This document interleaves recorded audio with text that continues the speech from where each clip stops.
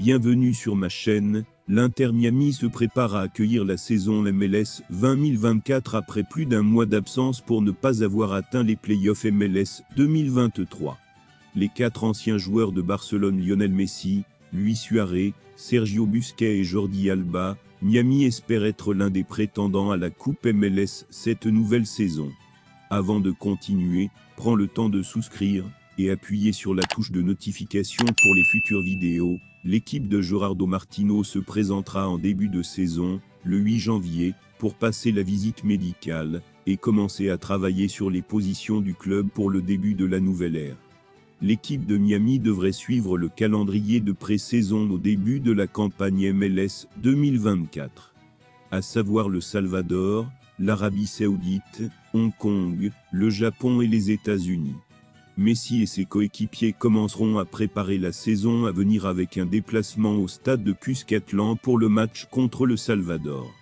L'Inter Miami restera 10 jours sans match compétitif, durant lesquels les forces de Tata Martino se rendront en Arabie Saoudite pour affronter Al Hilal et Al Nasr, deux clubs membres de la Ligue saoudienne soutenus par Cristiano Ronaldo, sur les rives de Riyad y faire face.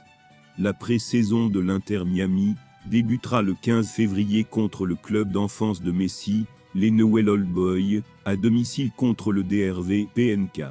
Une semaine après son match contre les Newell's Old Boys, l'Inter Miami accueillera le Real Salt Lake pour son nouveau match d'ouverture de saison, le mercredi 21 février 2024. La saison de MLS est sur le point de commencer. Lionel Messi et ses amis se rendront à Los Angeles le 25 février pour leur premier voyage de la saison, pour affronter la Galaxy au Dignity Sport Park. Après quelques semaines de vacances, Lionel Messi et l'Inter Miami se sont déjà mis d'accord sur la date du premier match amical de pré-saison.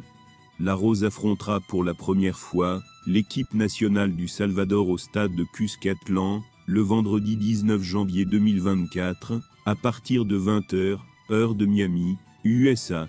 Oui, non, Lionel Scaloni continue de ne pas donner de mots définitifs sur son avenir avec l'équipe nationale argentine. C'est pourquoi le football argentin s'inquiète de la difficile année 2024, y compris de la Coupe. Symboles américains et sud-américains. Le sol de la Scalonta est le point central, et à la dernière minute Mario Alberto Camp a parlé de la situation particulière de l'entraîneur.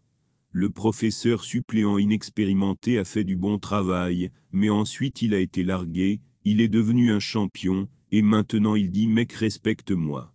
Si tu veux partir, tu pars, et si tu veux rester, tu restes », a déclaré le Matador à propos de Scaloni. Ça la donne tout d'une manière que personne d'autre que Messi ne peut bien faire. Peu de joueurs de Premier League peuvent se targuer de jouer aussi bien. Alexander-Arnold est l'un des rares joueurs à pouvoir le prouver.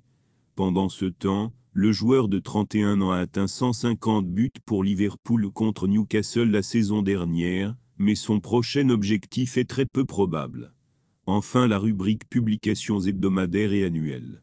Salah a un taux de rebond offensif inférieur à celui de Messi, mais est également capable de produire encore et encore.